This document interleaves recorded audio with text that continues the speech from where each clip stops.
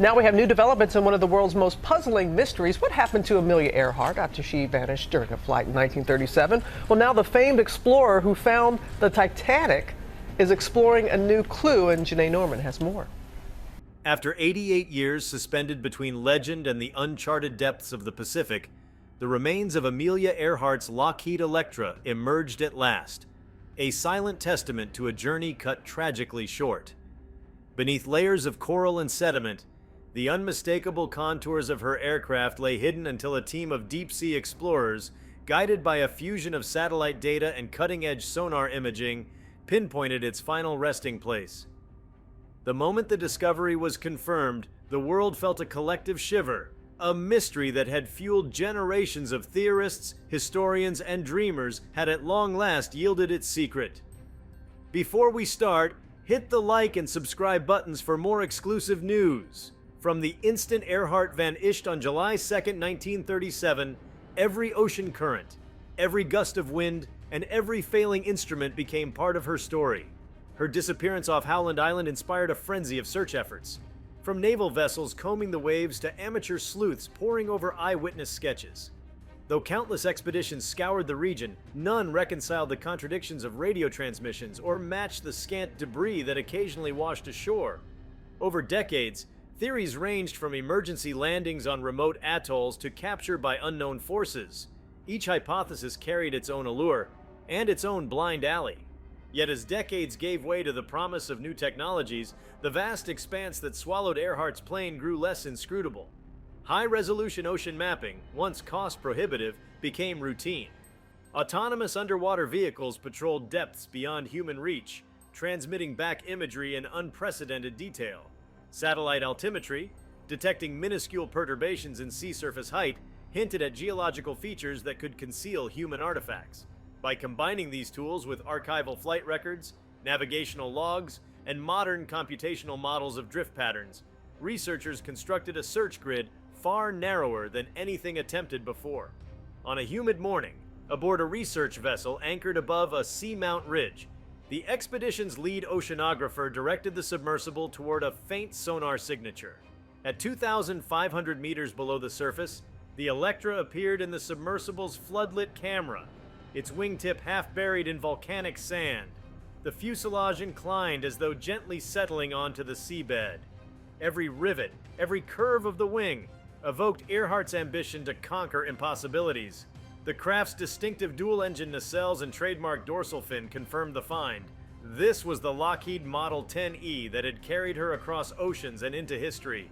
A hush fell over the control room as live video feeds streamed fragments of painted metal and twisted propellers. For the first time in nearly 9 decades, an artifact directly tied to Earhart herself came into view. Instruments once bolted to the cockpit roof now drifted loose, their needles eroded and faces weathered. Patches of ivory-colored enamel clung to the fuselage, revealing the faint outline of the name scrawled in bold letters. The plane's integrity spoke volumes about the nature of its descent, a controlled ditching rather than a catastrophic plunge. This discovery reframed our understanding of Earhart's final hours. Instead of an inexplicable vanishing act in deep open water, evidence suggested a desperate but deliberate landing on a sloping shelf not far from howling currents diverted by the seamount's geography. The engines, still locked in place, bore signs of being shut down rather than slamming against the hull at full power, an indication that Earhart and her navigator, Fred Noonan, managed a measure of control even as fuel reserves ran perilously low. Beyond confirming the Electra's identity, the find offered a trove of scientific data. Corrosion patterns revealed the chemical composition of the water column at abyssal depths. Acoustic monitoring records, preserved in sediment, recorded the echoes of the plane's impact. Even the marine life that colonized the wreck became emblematic of resilience, as barnacles and corals formed a living memorial. Marine biologists recognized the site as a unique ecosystem, with species adapted to the microenvironment of the plane's metal structure. The emotional resonance of the discovery rippled across continents. Historians hailed it as the closing of a chapter long thought unfinishable. Aviation enthusiasts, who had grown up on fragments of Earhart's life, her record-breaking altitude flight, her battles for gender equality, her steely determination, found renewed inspiration. Museums prepared to curate virtual reconstructions, allowing visitors to traverse the Electra's cramped cockpit. Yet the silent wreck, cloaked in the blue hush of the deep, retained a solemn dignity. It was not merely an artifact, but the vestige of a woman who sought to redefine what lay beyond the horizon. For the scientific community, the implications extended far beyond aviation lore. The successful integration of remote sensing, archival research, and machine learning models demonstrated a powerful template for resolving other long-standing mysteries. Shipwrecks from past centuries, lost meteorite fragments, and submerged archaeological sites all stood to benefit from the methodologies refined during the Earhart expedition. The discovery underscored how interdisciplinary collaboration, melding oceanography, history, engineering, and computer science, could unlock answers that had eluded specialists working in isolation. Moreover, the find compelled a reevaluation of previous search efforts. Patterns once dismissed as false leads, an enamel fragment on a distant island, a tantalizing radio burst intercepted by Coast Guard cutters, now migrated from the realm of conjecture into plausible chapters of the flight's final narrative. Researchers revisited weather logs, coinciding atmospheric anomalies with the Electra's last known coordinates. Oceanographers recalibrated models of undersea topography, recognizing that a submerged plateau had quietly hidden the wreck for nearly 9 decades. The cultural significance of uncovering Earhart's plane at last cannot be overstated. She stood as an icon of daring and possibility, a figure whose path inspired generations of women and men to challenge conventions. Finding her Electra provided closure but also reignited the spark of ambition. If a plane could lie dormant for so long and yet yield its secrets, what other dreams, paused by the passage of time, awaited their moment of revelation? Yet the discovery remained steeped in gravity. The Electra was a sepulcher of sorts, what remained of explorers lost to the unforgiving sea. Human remains were not expected, and none were recovered, but the wreck bore witness to lives interrupted. The site was instantly designated a protected marine heritage zone, ensuring that nothing would disturb the fragile ecosystem or the sanctity of Earhart's final voyage. As word of the find spread, educational initiatives seized upon the story's resonance. Curricula integrated the episode into lessons on the history of flight, the evolution of navigation technology, and the ethics of deep-sea exploration. Universities proposed joint programs for students to train in the very techniques that had brought the Electra's silhouette into view. The narrative of success, born of persistence and innovation, challenged future explorers to pursue their own mysteries with equal tenacity. While some cheered the unraveling of one of the 20th century's greatest enigmas, others paused to reflect on the human cost of exploration. Earhart's determination had drawn her into uncharted skies and, ultimately, into the vast sea. The discovery of her plane, entombed in the brine of decades, served as a reminder that every conquest of nature balances exhilaration and risk. The sheer depth at which the Electra rested symbolized the chasm between ambition and uncertainty. In the broader tapestry of history, the moment when technology resurrected the silhouette of Earhart's plane spoke to the enduring power of memory. Artifacts, once submerged or shrouded by time, can surface to reconnect us with the past. The Electra's return to human awareness did more than solve a riddle. It bridged eras, linking the intrepid spirit of the 1930s with contemporary breakthroughs in exploration. A hush settled over the control room the moment the confirmed sonar blip coalesced into the silhouette of Earhart's Electra. But the true breadth of the expedition's impact began to unfold only after the craft's initial identification. In the days that followed, the task of documenting and interpreting every fragment of the wreckage revealed a cascade of untold stories. For one, the expedition notes recorded the discovery of a small bronze plaque, nearly obscured by layers of organism growth, that bore an inscription indicating a minor upgrade to the aircraft's radio system, an enhancement previously unrecorded in Earhart's known logs. This revelation prompted historians to revisit letters exchanged between Earhart and her sponsor, George Putnam, suggesting that she had negotiated for more reliable communications amid rising geopolitical tensions in the Pacific. The plaque, corroded yet legible, became a tangible link to the unspoken challenges she must have faced as the world drifted toward conflict. Meanwhile, back on shore, The families of the expedition team found themselves drawn into a different kind of discovery. Children pored over live-streamed briefings, their imaginations ignited by tales of deep-sea submersibles and shimmering bioluminescent lifeforms that danced around the wreck. Grandparents, recalling black-and-white newsreels of Earhart's triumphs, now marveled at three-dimensional models built from photogrammetry data. Across living rooms and classrooms, those who had never before felt a connection to Earhart's saga found themselves swept up in a shared sense of wonder. Educators reported a surge in student interest not only in aviation history, but also in marine biology and robotics, as young minds envisaged combining disciplines to solve their own mysteries. At the heart of the operation, the crew wrestled with the delicate balance of preservation and study.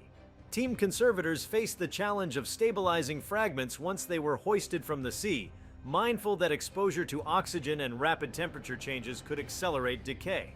Custom-built chambers simulated the high-pressure, cold-water conditions of the site, allowing small sections of the Electra's skin to undergo detailed metallurgical analysis. Early findings hinted that the aluminum alloy used in the aircraft bore traces of rare impurities, materials sourced from experimental suppliers in the 1930s, whose records had been lost in the Great Depression. This led metallurgists on the team to trace mining and supply contracts of the era, uncovering the story of an obscure West Coast factory that, against the odds, managed to secure the highest grade of duralumin for pioneering aviators. As these technical explorations proceeded, the broader community grappled with questions of heritage and ownership. Under international maritime law, cultural artifacts found in international waters often become the subject of complex negotiations. The expedition leaders, acting in concert with the governments of the United States and Kiribati, negotiated an agreement that recognized both Earhart's American legacy and the Kiribati archipelago's custodial role. A joint stewardship council was established, composed of historians, indigenous elders, and legal scholars, to oversee all future examinations. This accord set a precedent for responsible deep-sea archaeology, demonstrating the need to honor the perspectives of communities whose waters hold echoes of global history. The discovery also catalyzed the formulation of new policies regarding undersea exploration. Until that moment, many nations had approached the deep ocean with either fascination or apprehension, but rarely with a structured framework that balanced scientific inquiry with cultural respect. In response, the United Nations Educational, Scientific, and Cultural Organization, UNESCO, convened an emergency committee to draft guidelines on the investigation of submerged cultural heritage, drawing on the lessons learned from the Earhart mission, particularly how the expedition's use of non-invasive scanning protected the site. The committee recommended that future searches adhere to principles of minimal disturbance, transparency, and local engagement. Within months, several countries ratified an amendment to the 2001 UNESCO Convention on the Protection of the Underwater Cultural Heritage, formalizing standards that would influence everything from pirate ship salvage operations to the rescue of ancient submerged cities. While bureaucrats and diplomats weighed treaties, artists and writers found themselves galvanized by the narrative of a woman's ambition, a plane lost and found, and the sea's unyielding grip. Novelists weaved plots around alternate histories. What if Earhart had made it safely to Howland Island only to be stranded days longer, forging alliances with castaway communities? Painters captured the play of electric blue bioluminescence against the Electra's battered wings, while composers incorporated the rhythmic pulse of sonar pings into haunting symphonies. Documentarians, equipped with high-definition submersibles, began crafting immersive experiences that allowed viewers to fly alongside Earhart's ghostly profile in VR reconstructions. These creative endeavors underscored how the plane's return to human consciousness could resonate far beyond scientific circles. Across social media, a different kind of dialogue emerged. Amateur historians shared photo montages juxtaposing images from Earhart's final press conferences with frames from the wreck site, highlighting the continuity of her style, her flair, and even the seam lines of her flight jacket stitched into the remains of a cabin bulkhead. Crowdfunding campaigns sprang up to support the long-term conservation of artifacts, while online forums debated which pieces should be displayed in museums and which should remain underwater as part of a marine sanctuary. The most spirited discussions revolved around what it meant to claim an object that had traversed 9 decades of solitude, whether the wreck belonged first to the story it told, to the ecosystem that had grown around it, or to the descendants of those who perished in the attempt. In Washington, the discovery prompted congressional hearings on the role of emerging technologies in national heritage preservation. Leaders of space agencies were invited to testify alongside oceanographers, drawing parallels between the search for Earhart's plane and the hunt for lost spacecraft, from lunar modules on the moon to Mars rovers swallowed by dust storms. Senators marveled at how satellite gravimetry and machine learning algorithms, once the domain of astrophysicists, had guided deep-sea missions. Defense contractors proposed dual-use applications for AUVs optimized to detect anomalies on the seabed, suggesting that search and rescue operations could benefit from the same systems that mapped Earhart's resting place. Despite the enthusiasm, some voices cautioned against unfettered exploration. Environmentalists reminded the world that deep ocean ecosystems are fragile, and that the sudden influx of tourism, whether virtual or actual, could stress endemic species. They argued for stringent impact assessments before any vehicle breaches the ocean's pressure barriers, lest the Actinopterygii and other residents of the abyssal plain be inadvertently displaced. The Stewardship Council responded by commissioning longitudinal ecological studies, deploying sensor arrays to monitor temperature, salinity, and biological activity around the aircraft for years to come. Early data revealed subtle temperature gradients caused by the metal's heat conduction, an unanticipated microclimate that influenced the distribution of sessile organisms. Meanwhile, the families of Fred Noonan, Earhart's navigator, found renewed solace in the partial resolution of his fate. While no human remains were recovered, the intact navigation equipment suggested that Noonan's charts and precision instruments may have guided the final approach to the Seamount's sheltered shelf. Ship's logs discovered alongside the radio plaque documented weather changes far more volatile than previously understood, indicating that the pair likely grappled with sudden squalls and downdrafts. At aviation museums around the world, curators embarked on an ambitious project: the construction of a full-scale replica of the Lockheed Electra based on 3-dimensional scans of the wreckage and original factory blueprints. Volunteers sourced period-correct rivets and gauges, while retired aircraft engineers consulted on the replica's authenticity. The goal was not to take to the skies again, but to create a tactile experience that would transport visitors back to the golden age of flight. In Chicago, bristling crowds lined up when the replica's cockpit door opened for the first public viewing, drawn by a hunger to touch the same controls that Earhart had once gripped.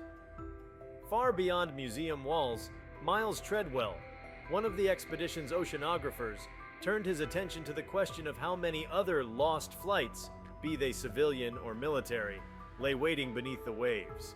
His team began compiling a global database of unresolved disappearances, cross-referencing satellite records, pilot logs, and oceanographic surveys. Early surveys in the South China Sea uncovered promising leads on a World War II patrol plane, its allied star barely visible through centuries of silt. Treadwell spoke of the potential for rewriting history by illuminating the ocean's hidden chapters, reminding audiences that the deep sea preserved more than just wreckage. It held stories of human courage and calamity. On the anniversary of Earhart's disappearance, a commemorative flight circled the Pacific under skies nearly as clear as those that had once beckoned her onward. Pilots in vintage biplanes dropped wreaths over the waters near Howland Island, and a digital buoy array transmitted messages of remembrance to the site of the Electra, where submersibles emitted soft blue lights in a silent salute. The juxtaposition of the old and new, the wood and fabric aircraft overhead, the gleaming lasers marking the wreck below, captured the narrative's full arc, from the pioneering days of aviation to the age of data-driven exploration. Philanthropists, moved by the expedition's teamwork and the bridge it built between past and present, pledged funding for scholarships in marine archaeology and aeronautical engineering. Universities established joint chairs dedicated to the history of exploration, inviting scholars to trace the parallels between polar expeditions, space probes, and undersea searches. Lecture series sprung up, drawing crowds eager to hear firsthand how a once condemned lost cause became an international triumph of persistence and partnership. Perhaps most profoundly, the uncovering of Earhart's Electra prompted reflection on the narratives we choose to leave unresolved. Earhart's tale had endured precisely because its final chapter was unwritten. Her absence in the historical record granted space for myths, theories, and collective longing. With the Electra now revealed, that narrative space shifted. The wreck's emergence invited a new kind of storytelling, one grounded not in speculation but in material reality, while underscoring that mysteries need not remain forever veiled to retain their power. If you liked this video, please give it a like and subscribe to our channel. Also, could you leave your comments below and tell us, what are your thoughts on Amelia Earhart's plane being found? What happens next? We want to hear from you. Thank you for watching and see you next time.